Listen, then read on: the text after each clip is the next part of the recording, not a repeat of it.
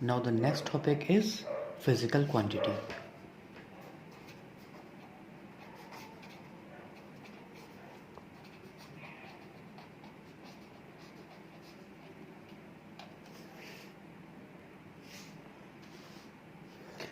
So physical quantities, all those quantities which can be measured and in terms of which laws of physics can be expressed are called physical quantities. तो इसका example है हमारा length, मास, acceleration, velocity, force etcetera. तो ये हमारी ये जितनी भी हमारी ये क्वांटिटीज़ हैं इन्हीं को हम फिज़िकल क्वांटिटीज़ बोलते हैं।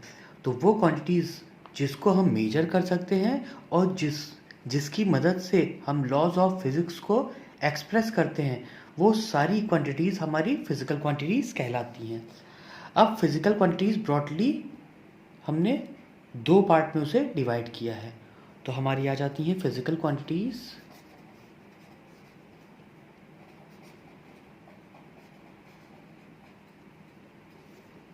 are of two types. So first one is fundamental physical quantity and the second one is derived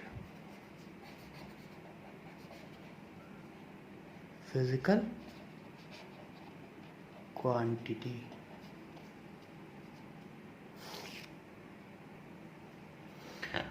तो हमारी जो पहली क्वांटिटी है फंडामेंटल फिजिकल क्वांटिटी, तो the physical quantity which can be treated as independent of other physical quantities are called fundamental physical quantities. मतलब वो quantities जिसको हम अगर डिस्क्राइब करना चाहें तो उसको डिस्क्राइब करने के लिए हमें किसी और फिजिकल क्वांटिटी की मदद नहीं लेनी पड़े, तो इस तरीके की क्वांटिटीज़ को हम बोलते हैं फंडामेंटल फिजिकल क्वांटिटी। जैसे कि हमारा लेंथ है, एग्जाम्पल लेंथ, ठीक है ना, लेंथ है, मास है। क्या मास को डिस्क्राइब करने के लिए हमें किसी और फिजिकल क्वांटिटी की मदद चाहिए? नहीं चाहिए। तो ये सारे जो एग्जाम्पल हैं ये सारे हमारे क्या कहलाते हैं? फंडामेंटल फिजिकल क्वांटिटीज़ कहलाती हैं। अब ये जो हमारी फंडामेंटल फिजिकल क्वांटिटीज़ होती हैं ये 7 हमारी फंडामेंटल फिजिकल क्वांटिटीज़ होती हैं। तो हम लिखेंगे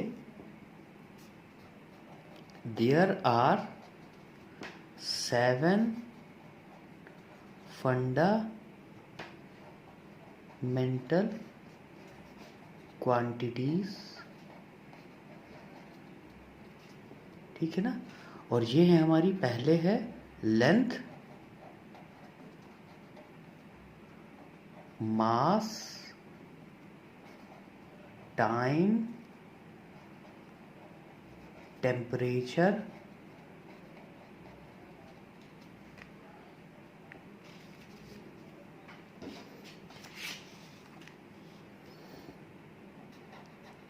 करंट, लेंथ, मास, time, temperature, current, luminous intensity,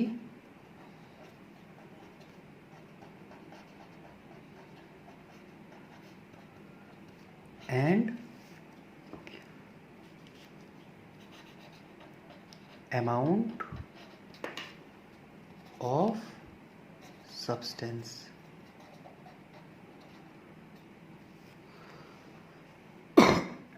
तो ये हमारी 7 फंडामेंटल क्वांटिटीज होती हैं, length, mass, time, temperature, current, luminous intensity and amount of substance. अब हमारी नेक्स्ट डेफिनेशन जो कि है हमारी डेराइव्ड फिजिकल क्वांटिटीज। तो अब हम डेराइव्ड फिजिकल क्वांटिटीज को डिस्क्राइब करेंगे। तो the physical quantities which can be described with the help of one or more fundamental quantities are called derived physical quantities. इसका एग्जाम्पल लिखेंगे हमारा, जैसे कि हमारा फ्रीक्वेंसी है, फोर्स है, एक्सीलरेशन है, एटसेट्रा। तो ये हमारी होती हैं डेराइव्ड फिजिकल क्वांटिटीज। अब हमारा जो नेक्स्ट टॉपिक है वो है हमारा सिस्टम ऑफ यूनिट्स। ठीक है, तो बेसिकली यहाँ पे जनरली हम लोग तीन तरह की सिस्टम ऑफ यूनिट्स का यूज़ करते हैं। एक हमारा सिस्टम ऑफ यूनिट होता है हमारा एमकेएस सिस्टम ऑफ यूनिट, एक होता है हमारा सीजीएस सिस्टम ऑफ यूनिट, और एक होता है हमारा एफपीएस सिस्टम ऑफ यूनिट्स। तो एमकेएस सिस्टम ऑफ यूनिट्स में क्या होता है? एमकेएस सिस्टम यूनिट्स में जो लेंथ होती है वो हमारी मीटर में होती है, जो हमारा मास होता है वो हमारा किलोग्राम में होता है, और जो हमारा टाइम होता है वो हमारा सेकंड में होता है। फिर हमारा आती है CGS system of unit. CGS system of unit as the name suggest, C for centimetre, G for gram and S for second. तो जो हमारी लेंथ होती है वो हमारी सेंटीमीटर में होती है, जो हमारा मास होता है वो हमारा ग्राम में होता है, और जो हमारा टाइम होता है वो हमारा सेकेंड में होता है। और जो थर्ड सिस्टम ऑफ यूनिट बहुत कॉमनली यूज़ की जाती है वो होती है FPS, that is F for foot, P for pound and S for second. तो इसमें लेंथ जो होती है वो फुट में मेजर की जाती है, मास हमारा पाउंड में मेजर किया जाता है, और टाइम हमारा सेकंड में मेजर किया जाता है। अब जो हमारे सिलेबस में जो सिस्टम ऑफ यूनिट है वो है इंटरनेशनल सिस्टम ऑफ यूनिट्स। अब हम उसके बारे में पढ़ते हैं। तो जो हमारा एसआई सिस्टम ऑफ यूनिट्स होता है तो इसको हम डिफाइन करेंगे। The international system of units is the extended form of MKS system of units. It is based on the 7 basic units and 2 supplementary units. तो जो हमारा MKS सिस्टम ऑफ यूनिट्स था इसमें हमारी लेंथ मीटर में थी, मास हमारा किलोग्राम में था, और टाइम हमारा किस में था? सेकंड में था। ठीक है, तो इसी सिस्टम ऑफ यूनिट को, MKS सिस्टम ऑफ यूनिट को थोड़ा सा एक्सटेंड किया गया, और इसमें 4 और यूनिट्स फंडामेंटल यूनिट्स इसमें ऐड की गई, और साथ ही साथ 2 सप्लीमेंट्री यूनिट्स और ऐड कर दी गई। ठीक है, तो ये जो हमारा सिस्टम बना इसको हम बोलते हैं इंटरनेशनल सिस्टम ऑफ यूनिट्स बोलते हैं। तो इसमें जो हमारी 7 बेसिक यूनिट्स होती हैं वो हैं हमारी, तो जो हमारी 7 बेसिक यूनिट्स हैं वो है लेंथ की मीटर, मास की किलोग्राम, टाइम की सेकेंड, टेम्परेचर की केल्विन, करंट की एम्पियर, ल्यूमिनस इंटेंसिटी की कैंडेला, अमाउंट ऑफ सब्सटेंस की मोल। और ये इसके सिंबल हैं जिससे रिप्रेजेंट की जाती है। मीटर स्मॉल m से, किलोग्राम कैपिटल के स्मॉल g से, सेकंड हमारा s से, केल्विन कैपिटल k से, एम्पियर कैपिटल a से, candela capital C small d से, मोल MOL से। ठीक है, अब हम आ जाते हैं जो 2 हमारी सप्लीमेंट्री यूनिट्स हैं उसके ऊपर। तो जो हमारी 2 सप्लीमेंट्री यूनिट्स हैं वो है प्लेन एंगल को नापने के लिए रेडियन, और इसका सिंबल है RAD रेड। सॉलिड एंगल को मेजर करने के लिए स्टेरेडियन, और इसका सिंबल है स्मॉल s और स्मॉल r। तो ये हमारी सप्लीमेंट्री यूनिट्स हो गई। तो यहीं पे हम लोग अपने एसआई सिस्टम ऑफ यूनिट्स के टॉपिक को वाइंड अप करते हैं। ठीक है,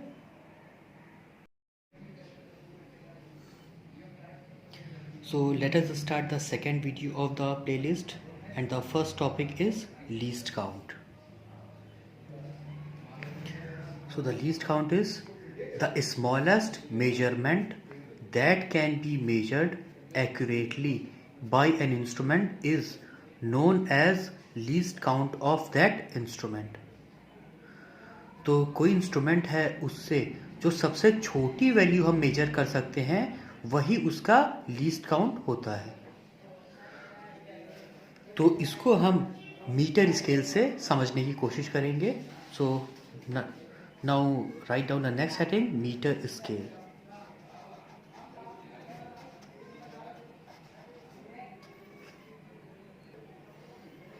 सो in metre scale 1 meter is divided into 100 equal parts and each part is equal to 1 centimeter. Now 1 centimeter is further divided into 10 parts. So 1 part or division is equal to 0.1 centimeter और 1 millimetre. ठीक है ना. तो जो एक metre scale होता है उसका जो एक डिवीजन होता है उसकी वैल्यू होती है 1 मिलीमीटर के बराबर. तो जो सबसे छोटी वैल्यू हम एक मीटर स्केल से मेजर कर सकते हैं वो 1 मिलीमीटर होती है. तो हम ये कह सकते हैं therefore 1 millimeter is the least count of meter scale. यहाँ पे हमारा ये मीटर स्केल है. ठीक है, ये मीटर स्केल का पार्ट है. यहाँ पे आप देखेंगे एक पार्ट हमारा 1 सेंटीमीटर का है और ये जो 1 सेंटीमीटर है इसको भी छोटे छोटे 10 पार्ट में डिवाइड किया गया है. ठीक है ना. तो यहाँ पे देखेंगे ये जो हमारा एक पार्ट है ये हमारा छोटे छोटे 1 सेंटीमीटर भी छोटे छोटे 10 पार्ट में हमारा डिवाइड किया गया है. ठीक है ना. तो हर एक पार्ट जो है वो 0.1 सेंटीमीटर या फिर हम इसे कह सकते हैं 1 मिलीमीटर के बराबर होता है. तो जो एक पार्ट की जो लेंथ है वो है 1 मिलीमीटर. तो इससे जो सबसे छोटी वैल्यू हम मेजर कर सकते हैं वो है 1 मिलीमीटर. तो इसलिए इसका इस स्केल का जो लीस्ट काउंट है वो 1 मिलीमीटर है. अब हम अपने नेक्स्ट टॉपिक पे आते हैं जो है हमारा वर्नियर कैलिपर.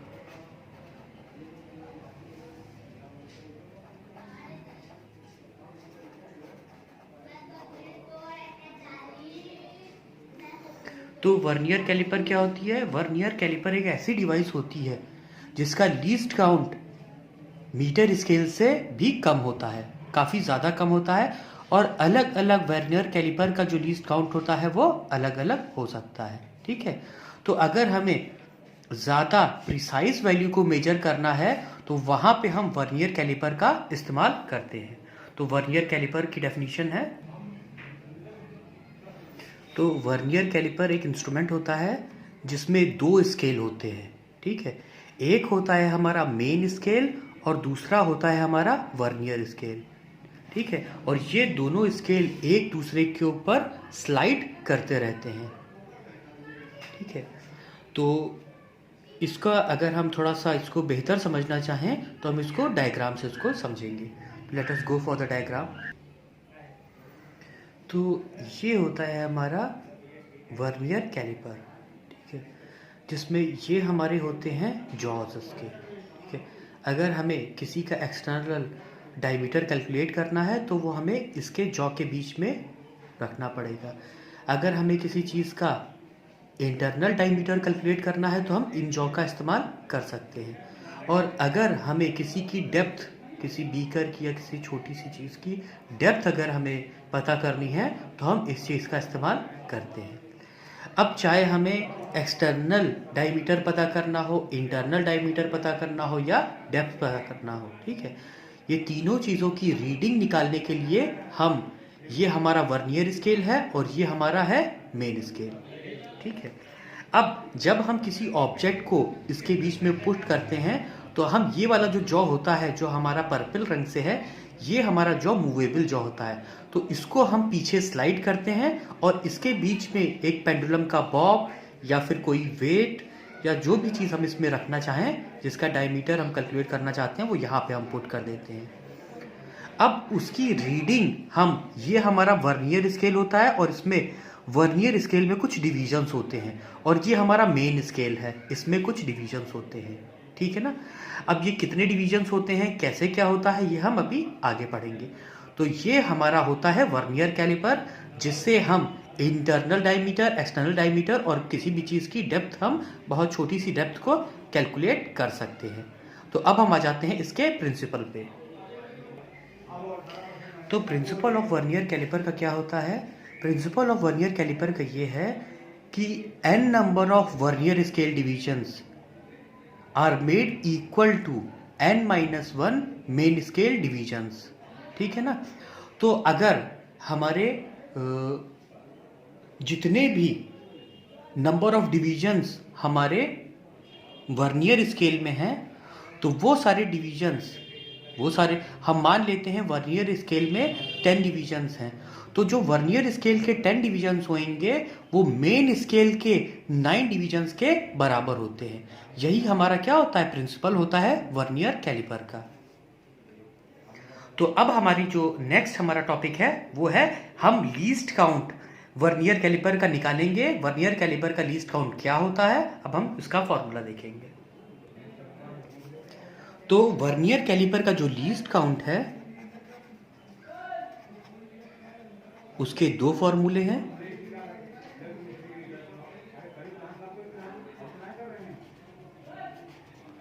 पहला फॉर्मूला है 1 main scale division -1 vernier scale division. एक तो हमारा ये फॉर्मूला है, और दूसरा फॉर्मूला जो है हमारा वो है least count of vernier calliper is equal to 1 main scale division divided by number of divisions in vernier scale. तो ये हमारे दो फॉर्मूले हैं वर्नियर कैलिपर का लीस्ट काउंट निकालने के लिए। ठीक है, अब हम पढ़ेंगे जीरो एरर। तो हमारी वर्नियर कैलिपर में जीरो एरर क्या होता है। ठीक है, तो जीरो एरर क्या होता है, पहले हम उसको डेफिनेशन लिखेंगे, फिर हम उसे स्टडी करेंगे। तो सबसे पहले हमारा जीरो एरर।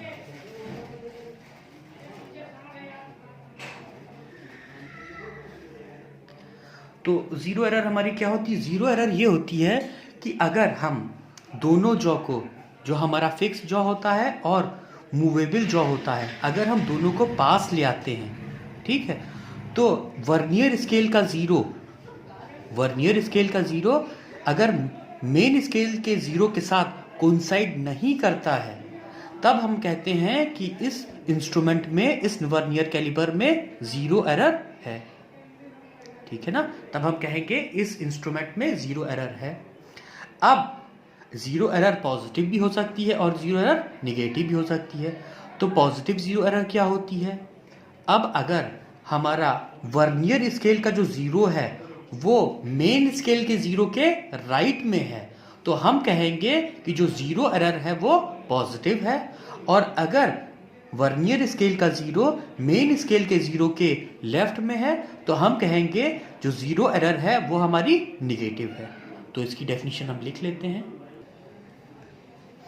तो when the fixed and the movable jaws of a vernier caliper are made to come in contact, comma, if the zero of the main scale and zero of the vernier scale does not coincide, comma, then the instrument is said to have zero error। तब हम कहेंगे कि instrument में zero error है। फिर zero error हमारी दो तरीके की होती हैं, एक पॉजिटिव जीरो एरर और एक नेगेटिव जीरो एरर। तो पॉजिटिव जीरो एरर क्या होती है, if the zero of the vernier scale is to the right of the zero of the main scale, then the error is called positive error. अगर हमारा vernier scale का जो zero है main scale के zero के वो right में है, तब हम कहेंगे जो एरर है वो हमारी कैसी है, पॉजिटिव है।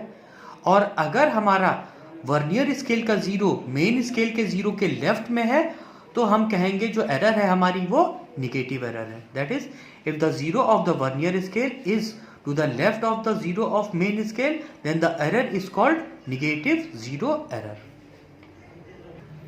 तो अब हम आते हैं नेक्स्ट पार्ट पे, that is procedure for taking measurement using vernier calliper. तो हम वर्नियर कैलिपर से हम कैसे मेजरमेंट लेते हैं, तो उसके लिए जो हमारा सबसे पहला स्टेप है, तो सबसे पहला स्टेप होता है लीस्ट काउंट निकालना, least count of vernier calliper.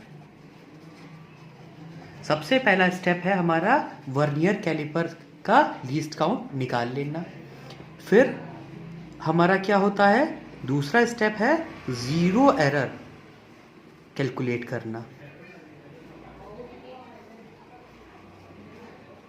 तो सबसे पहले हम वर्नियर कैलिपर का लीस्ट काउंट निकालेंगे, फिर हम उसकी जीरो एरर कैलकुलेट करेंगे। अब इसके बाद जो थर्ड स्टेप है, जिस भी चीज़ की हमें लेंथ या डायमीटर हमें निकालना है, वो हम इसके जॉस के बिटवीन द जॉस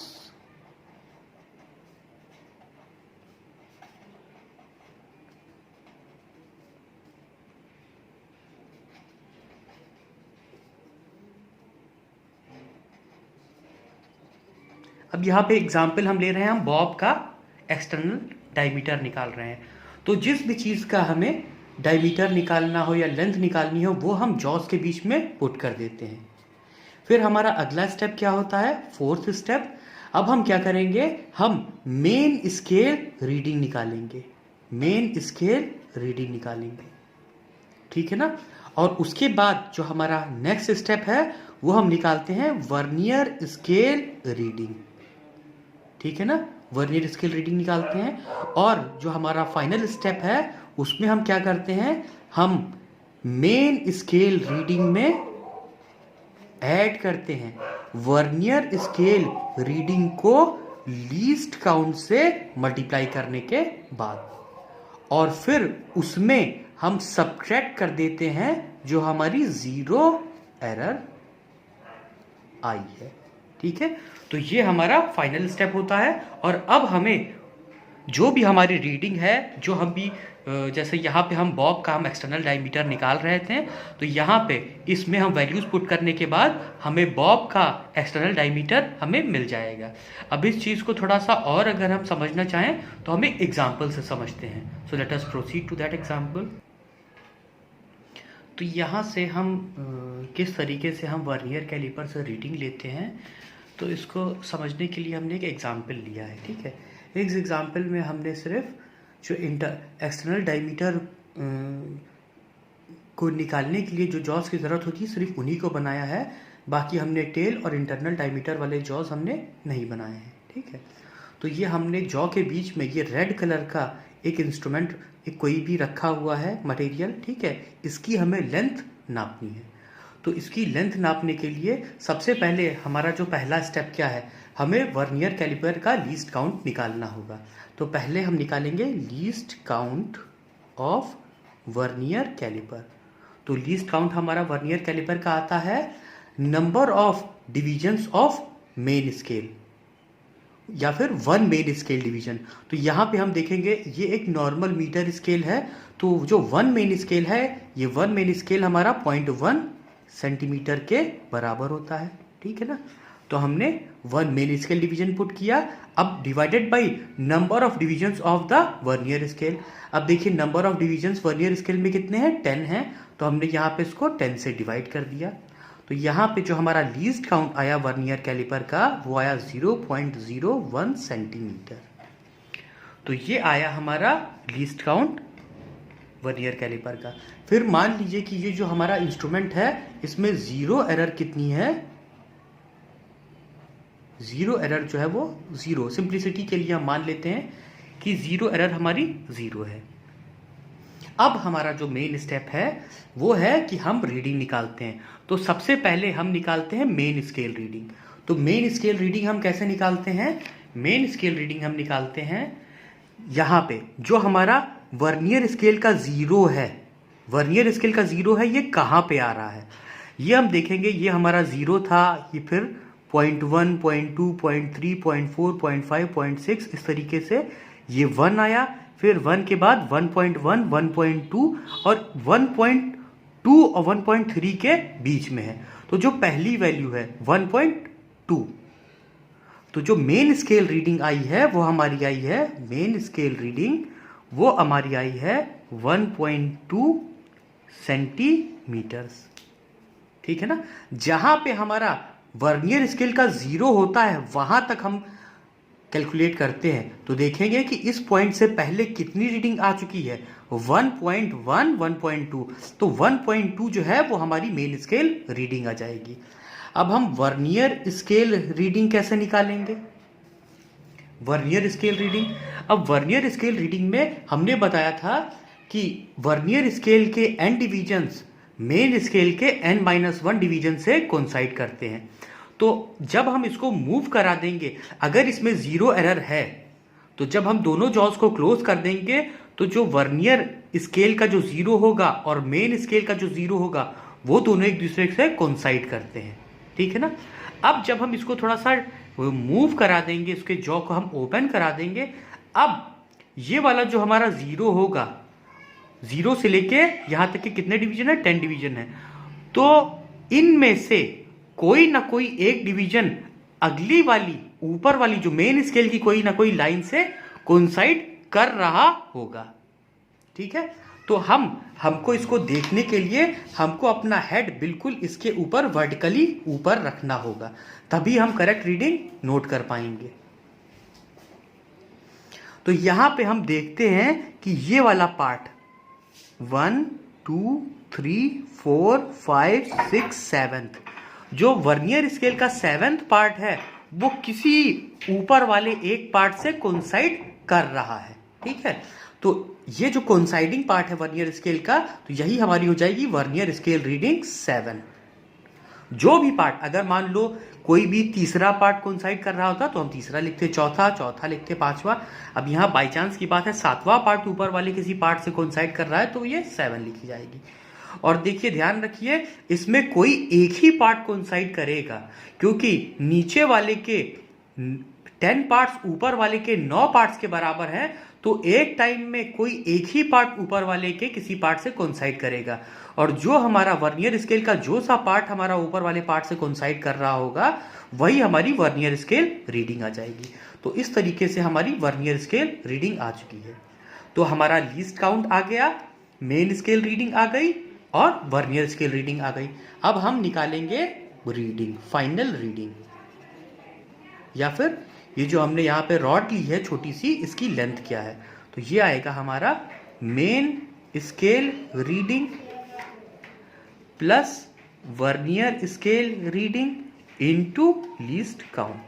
तो यहाँ पे जो रीडिंग निकल के आ रही है वो 1.2 प्लस 7 इंटू, और लीस्ट काउंट हमारा क्या था 0.01। तो इसको हम सॉल्व कर लेंगे तो ये आ जाएगा हमारा 1.27 सेंटीमीटर्स। तो ये जो हमारी रॉड है इसकी लेंथ हमारी कितनी है? 1.27 सेंटीमीटर्स है। तो इस तरीके से हम वर्नियर कैलिपर की मदद से किसी भी छोटी सी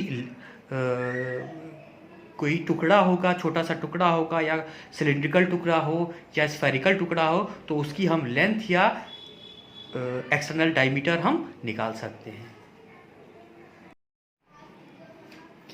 So students, let us start the next topic of our first chapter, that is screw gauge.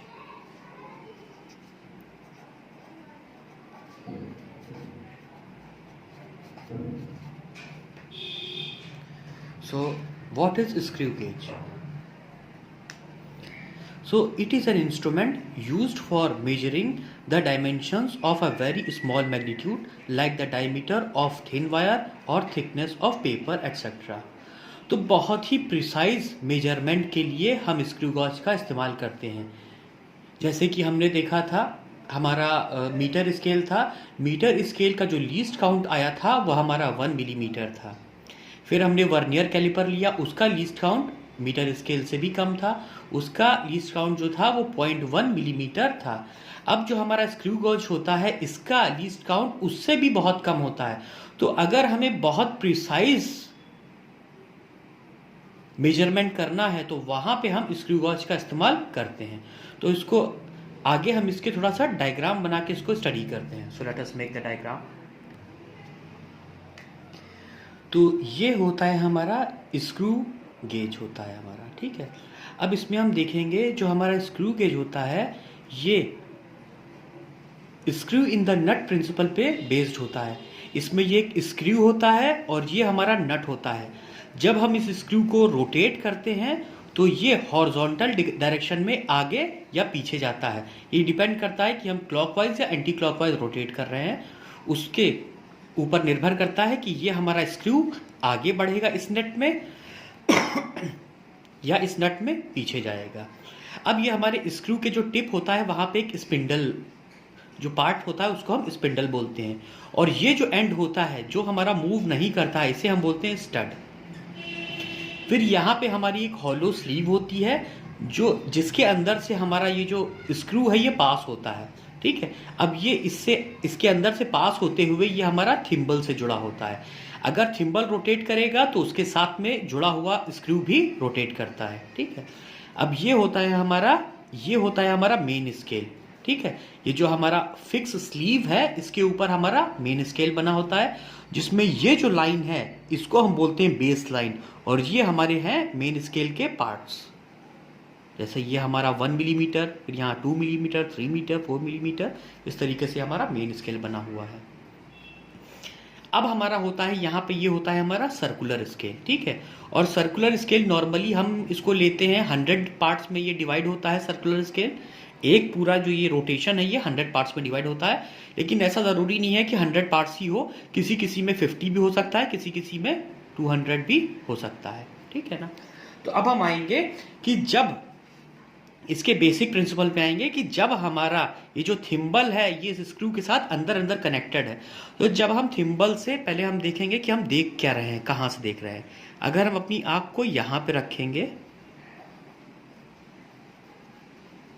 ठीक है, तो अब अगर हम इस थिम्बल को एंटी क्लॉकवाइज रोटेट करेंगे, इस आँख जो हमें इस आँख से दिख रहा है एंटी क्लॉकवाइज, जब हम इसको एंटी क्लॉकवाइज रोटेट करेंगे तो ये जो हमारा स्क्रू है ये इस नट में मूव करेगा और ये पार्ट हमारा आगे बढ़ेगा, और साथ में जितना ये आगे बढ़ेगा उतना ही ये हमारा सर्कुलर स्केल भी हमारा आगे बढ़ेगा। किस पे?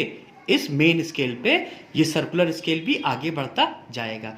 अब अगर हम इसको क्लॉकवाइज रोटेट करेंगे तो ये जो हमारा स्क्रू है इस नट के अंदर ये पीछे की तरफ मूव करेगा और इससे जुड़ा हुआ थिम्बल भी हमारा पीछे जाएगा, और साथ ही साथ ये हमारा स्पिंडल भी इसी से जुड़ा हुआ है तो ये भी हमारा पीछे जाता है। तो ये इसका बेसिक प्रिंसिपल होता है, इसका बेसिक प्रिंसिपल है स्क्रू इन द नट, ठीक है ना। तो अब इसके बारे में, इसके प्रिंसिपल के बारे में थोड़ा सा लिख लेते हैं।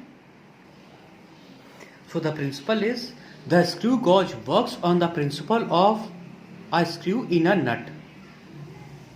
So when the screw rotates, the tip of the screw moves through a distance. ठीक है, तो जब हमारा ये स्क्रू हमारा इस नट में रोटेट करता है तो हमारा स्क्रू क्या है? आगे बढ़ता है, और इसके साथ लगा हुआ स्पिंडल भी हमारा आगे बढ़ता है, ठीक है। अब हम यहाँ पे देखेंगे कि पिच क्या होती है, ठीक है ना। तो अब हम पिच के बारे में जानेंगे, पिच क्या होती है। तो जब हमारा थिम्बल या स्क्रू, थिम्बल के साथ ही हमारा स्क्रू जुड़ा हुआ है, अगर हमारा थिम्बल एक कंप्लीट रोटेशन करेगा तो स्क्रू भी हमारा एक कंप्लीट रोटेशन करेगा। तो जब हमारा थिम्बल एक कंप्लीट रोटेशन करता है तो जितना डिस्टेंस मेन स्केल पे, जितना डिस्टेंस वो आगे बढ़ता है वही हमारी पिच होती है, ठीक है। एक रोटेशन कंप्लीट करने में ये सर्कुलर स्केल जितना हमारा मेन स्केल पे आगे बढ़ेगा वही हमारी क्या होगी? पिच होएगी, ठीक है। तो इसको लिखते हैं,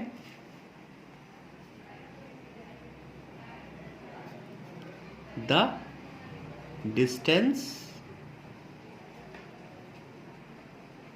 कवर्ड बाय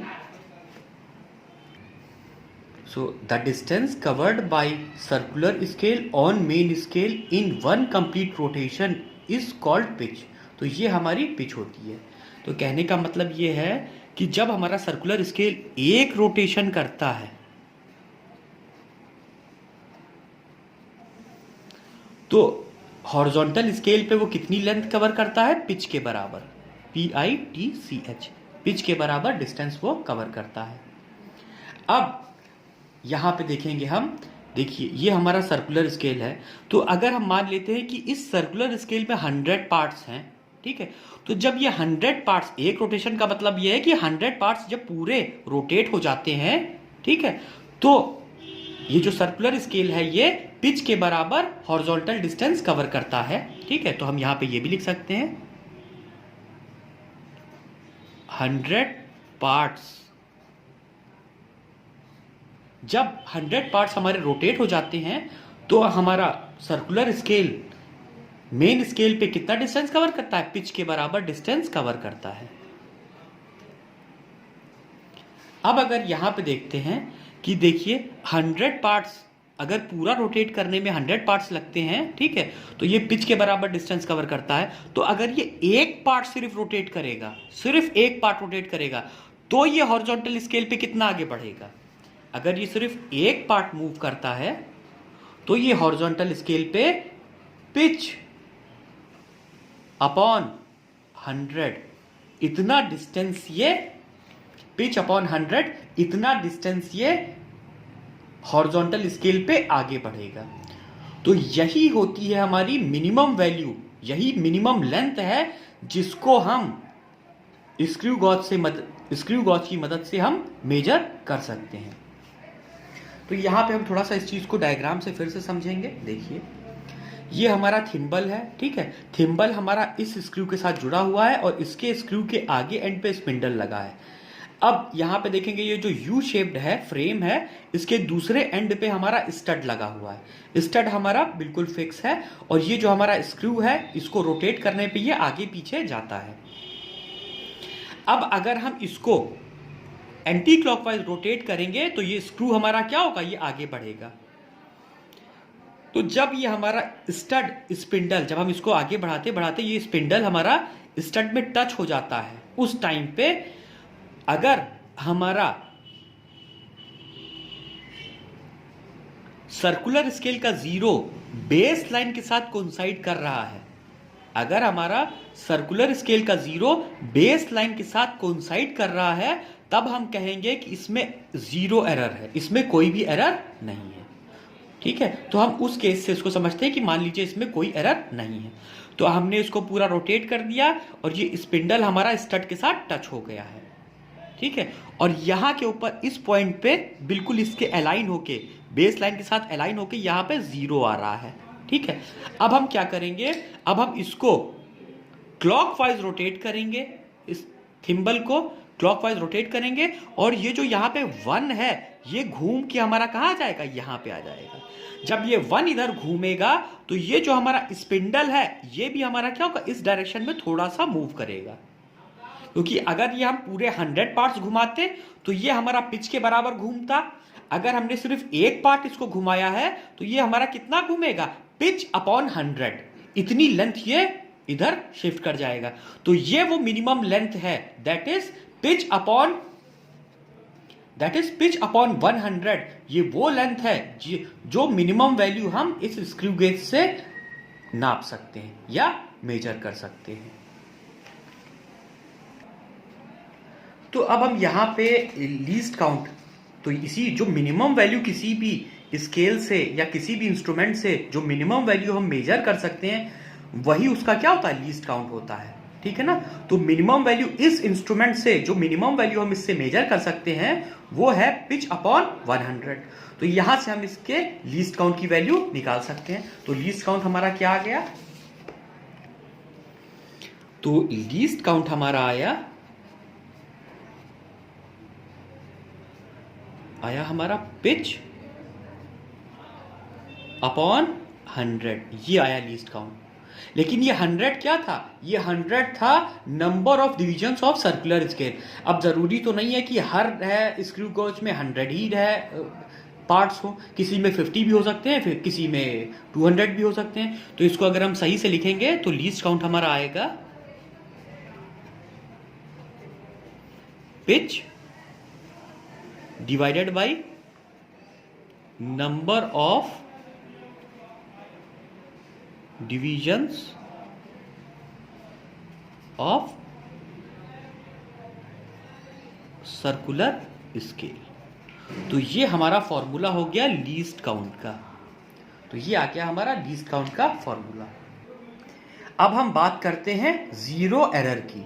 तो जीरो एरर क्या थी?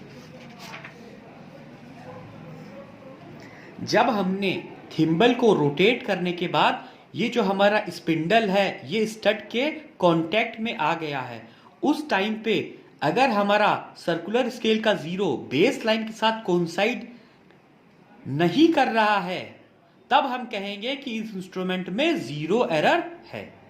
ठीक है ना।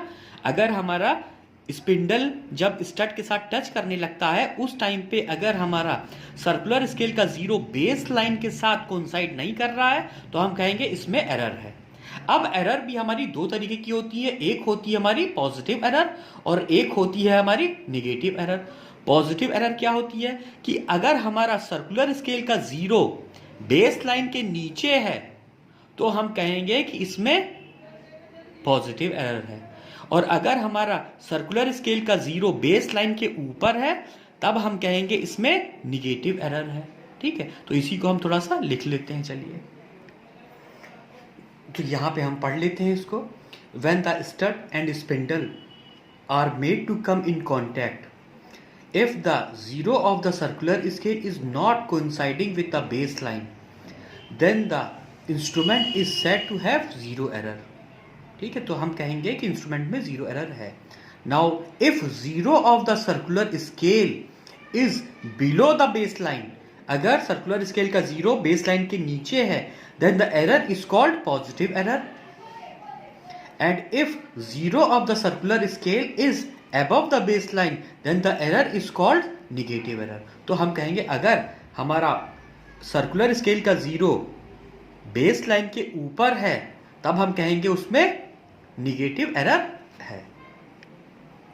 Now let us come to the topic of procedure for taking measurement using screw gauge. तो अब हम स्क्रू गॉज से किस तरीके से, अभी हम लोगों ने पूरा स्क्रू गॉज पे सबसे जो इम्पोर्टेंट होता है उसका लीस्ट काउंट कैसे निकाला जाता है, ठीक है, उसकी वर्किंग कैसे है, क्या उसका प्रिंसिपल है, ये सब हमने पढ़ लिया है। ठीक है, अब हम देखेंगे कि किस तरीके से हम उससे रीडिंग निकालते हैं, किस तरीके से हम किसी की measurement with the help of screw gauge calculate करते हैं। तो उसमें जो सबसे पहला स्टेप है वो है हमारा main scale reading.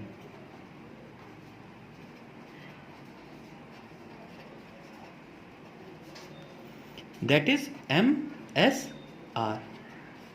Main scale reading सबसे पहले होती है। ठीक है, अब मेन स्केल रीडिंग हम कैसे लेते हैं इसको भी समझ लीजिए। मेन स्केल रीडिंग कैसे होती है कि मान लो कि हमारा स्पिंडल, इनिशियली स्पिंडल हमारा स्टड दोनों कांटेक्ट में है। ठीक है, फिर अब हमें किसी चीज का मेजरमेंट करना है तो हम इसको क्या करते हैं, थिम्बल को हम क्लॉकवाइज रोटेट करेंगे, जिसकी वजह से ये जो हमारा स्पिंडल है ये पीछे जाएगा और इसके बीच में जो भी चीज हमें मेजर करनी है उसको हम यहाँ पे पुट कर देते हैं। ठीक है, अब हम देखेंगे कि जो मेन स्केल के कितने पार्ट्स, ठीक है ना, कितने पार्ट्स इस सर्कुलर स्केल के बाहर आ गए हैं। ठीक है ना, तो जितने पार्ट्स हमारे टोटली बाहर आ गए हैं वही हमारी क्या हो जाएगी, मेन स्केल रीडिंग हो जाएगी। जैसे कि ये 0 है, 1 2 3 4, जैसे यहाँ पे 4 पार्ट बाहर आ गए हैं तो इसका मतलब मेन स्केल रीडिंग हमारी 4। अब देखो हर पार्ट, क्योंकि ये मेन स्केल होता तो हमारा मीटर ही स्केल है तो हर पार्ट हमारा 1 मिलीमीटर के बराबर होता है। तो अगर हम यहाँ पे देखते हैं 1 2 3 4 पार्ट है तो इसका मतलब ये 4 मिलीमीटर के बराबर होगा। तो इस केस में जो हमारी रीडिंग आएगी मेन स्केल रीडिंग वो हमारी 4 मिलीमीटर आ जाएगी। तो अब हम आ जाते हैं सेकेंड स्टेप पे।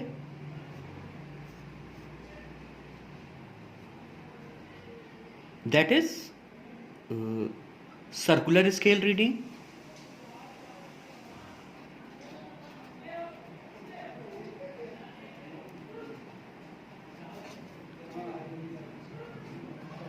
तो अगला स्टेप होता है हमारा, हम सर्कुलर स्केल रीडिंग निकालते हैं। ठीक है, अब फिर हम निकालते हैं, ये तो हमारा जो थर्ड स्टेप है ये तो हमारा सबसे पहला होना चाहिए था, मैं मिस कर गया हूं। जो सबसे पहला स्टेप होता है, हालांकि ये सबसे पहले आएगा, ये यहाँ पे आएगा सबसे ऊपर। तो जो सबसे पहला स्टेप होता है वो हमारा लीस्ट काउंट कैलकुलेट करना।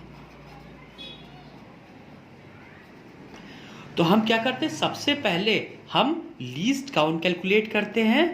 ठीक है, और लीस्ट काउंट का हमें फॉर्मूला पता है किस तरीके से हम कैलकुलेट करते हैं। ठीक है, pitch divided by number of divisions of the circular scale. तो सबसे पहले हम लीस्ट काउंट निकालेंगे, फिर हम मेन स्केल रीडिंग निकालेंगे, फिर हम सर्कुलर स्केल रीडिंग निकालेंगे, और फिर हम क्या करेंगे, हम मेन रीडिंग निकाल देंगे। तो मेन रीडिंग हमारी कैसे आएगी, हम मेन स्केल रीडिंग निकालेंगे, फिर उसमें हम ऐड करेंगे सर्कुलर स्केल रीडिंग को, लेकिन इसको हमें मल्टीप्लाई करना पड़ेगा किससे, लीस्ट काउंट से। ठीक है, तो हम सर्कुलर स्केल रीडिंग में लीस्ट काउंट को मल्टीप्लाई करने के बाद हम मेन स्केल में ऐड कर देंगे, और हमें फाइनल डायमेंशंस, जिस भी इंस्ट्रूमेंट की हम मेजर कर रहे हैं उसकी हमें फाइनल डायमेंशंस मिल जाएगी। ठीक है, बाकी जो हमारा जो हमारे जीरो एरर है, तो वो अगर होगी, मान लेते हैं अगर इसमें पॉजिटिव जीरो एरर है, तो हम यहां पे क्या करेंगे, उसमें से हम माइनस, जो भी हमारी पॉजिटिव जीरो एरर पॉजिटिव होती है तो यहां से हम उसको माइनस कर देंगे, और निगेटिव जीरो एरर निगेटिव होती है तो उसको भी हम माइनस करेंगे। तो यहां पे जब हम माइनस पुट करेंगे तो माइनस माइनस प्लस हो जाएगा। तो निगेटिव जीरो एरर जो होती है वो एक्चुअली में ऐड होती है, और पॉजिटिव जीरो एरर सब्ट्रैक्ट होती है। जिस चीज को जब हम इसके न्यूमेरिकल्स करेंगे तो वहां पे हम एरर की बात करेंगे। अभी हम सिर्फ जो हमारा बेसिक प्रोसीजर है, किस तरीके से हमारा स्क्रू गॉज वर्क करता है और किस तरीके से हम रीडिंग नोट करते हैं, ठीक है, तो वो प्रोसेस यहाँ पे एक्सप्लेन हो गया है। ठीक है, तो यहाँ पे हमारा स्क्रू गॉज कंप्लीट होता है। Now our next topic is significant figures. So let us study significant figures.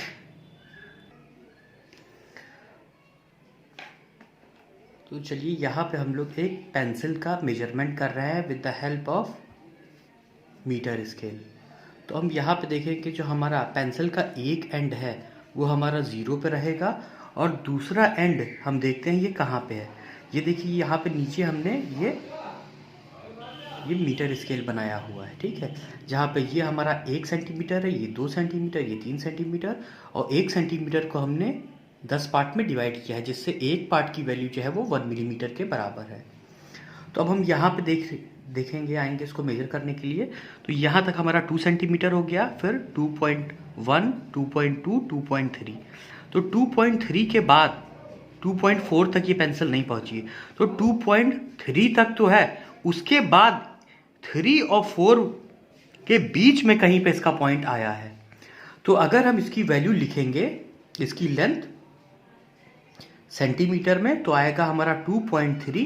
अब देखिए ये हमारा 2.3 और 2.4 के ये बीच में आ रहा है, तो हम इसको 2.35 ले लेंगे। ठीक है ना। अब ये वाली जो 2 डिजिट थी, ये वाली, इसके इन डिजिट के लिए हम क्या है, हम श्योर हैं। लेकिन ये वाली जो डिजिट है, ये जो 5 है, ये डिजिट कैसी है, हमारी अनसर्टेन है। तो चाहे हम जितना प्रिसाइज मेजरमेंट कर लें, चाहे हम मीटर स्केल से कर लें, चाहे हम स्क्रू गेज से कर लें, चाहे हम वर्नियर कैलिपर से कर लें, या किसी भी चीज से कर लें, लास्ट वाली जो डिजिट रहती है वो हमारी अनसर्टेन रहती ही रहती है। ठीक है, अब ये जो हमने इसको मेजर किया है, तो ये जो वैल्यू आई है इसमें क्या है, 2.35। इसमें 2 डिजिट हमारी सर्टेन है और 1 डिजिट हमारी कैसी है, अनसर्टेन है। तो इसमें total number of significant figures, इसके मेजरमेंट में जो total number of significant figures हुए हैं वो हमारे 3 हुए, जिसमें दो हमारे सर्टेन है और 1 हमारा अनसर्टेन है। तो let us right the definition of significant figures now. तो यहाँ पे जो हमारी सिग्निफिकेंट फिगर की डेफिनेशन है, तो क्या है, the significant figures are those digits in a measurement quantity which are sure, these 2 and 3 sure, plus 1 additional digit that is uncertain. That is 1 additional digit that is uncertain. So this is the definition of significant figures. Now we are going to write the rules of finding the significant figures. Okay, so let us write the rules now. So, rules of finding significant figures. So the first rule is all non-zero digits are significant. that is example 23.457. So the number of significant figures in this measurement is 5. Significant figures we are writing with black pen. Now the second rule is all zeros between non-zero digits are all zeros between non-zero digits are significant. एक example से इसे भी देखते हैं, जैसे 100.02 लिखा हुआ है, तो इसमें नंबर ऑफ सिग्निफिकेंट फिगर्स हमारे कितने हैं? देखिए 0 4 बीच में आए हैं और ये नॉन जीरो डिजिट्स हैं, तो 1 2 3 4 5 6। So total number of significant figures हमारे इसमें कितने होंगे? 6। अब हम आते हैं नेक्स्ट पॉइंट पे, दैट इज थर्ड पॉइंट। तो थर्ड पॉइंट क्या होता है हमारा? All zeros to the left of non-zero digits are not significant.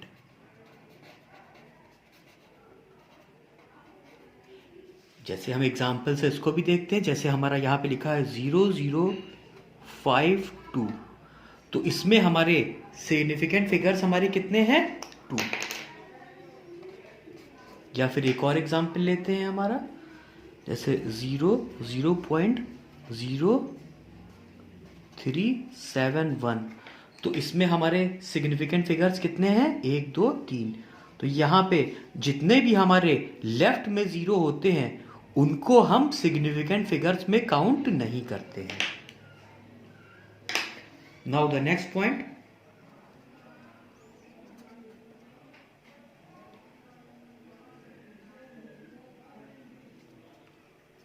all zeros to the right of non-zero digit are not significant if the number does not have a decimal point। ठीक है ना? अगर देखिए हमारे number में कोई decimal point नहीं है, ठीक है, तो फिर उस केस में जितने भी हमारे जीरो होंगे, किसी भी नॉन जीरो डिजिट के राइट में जितने भी जीरो होंगे सब हमारे नॉन सिग्निफिकेंट कहलाएंगे। जैसे कि हम एक नंबर लिखते हैं 127000, तो इसमें जो हमारी सिग्निफिकेंट फिगर्स होंगे वो हमारे कितने होंगे? 3 होंगे। हम यहाँ पे जीरो को इंक्लूड नहीं करेंगे, ठीक है ना? तो अगर all zeros to the right of a non-zero digit are not significant if the number does not have a decimal point, अगर नंबर में डेसिमल पॉइंट नहीं है तब हम राइट साइड वाले जीरो को सिग्निफिकेंट फिगर्स में काउंट नहीं करेंगे। लेकिन अगर डेसिमल है तो हम देखिए, तो हमारा क्या रूल है? All zeros to the right of non-zero digit are significant if the number has a decimal point. तो जैसे चौथा वाला पॉइंट क्या था कि अगर डेसिमल नहीं है तो जितने भी हमारे राइट साइड में जीरोस होंगे कोई भी जीरो हमारा सिग्निफिकेंट नहीं होगा। लेकिन अगर डेसिमल है तो डेसिमल के बाद जितने भी जीरो होंगे हमारे राइट में वो सारे के सारे नंबर्स हमारे सिग्निफिकेंट फिगर्स में आएंगे। जैसे हम एक एग्जांपल देखते हैं, जैसे 127.3 और यहाँ पे 2 जीरो लगे हुए हैं। तो अब ये डेसिमल के बाद ये 2 जीरो हैं तो ये हमारे सिग्निफिकेंट फिगर में हमारे काउंट होंगे। तो यहाँ पे हमारे नंबर ऑफ सिग्निफिकेंट फिगर्स हमारे कितने हो जाएंगे 1 2 3 4 5 6। So that is the end of significant figures and that is the end of chapter 1. Now we will do numericals as whatever you demand in numericals I will upload their videos, but the theory part of the chapter is finished.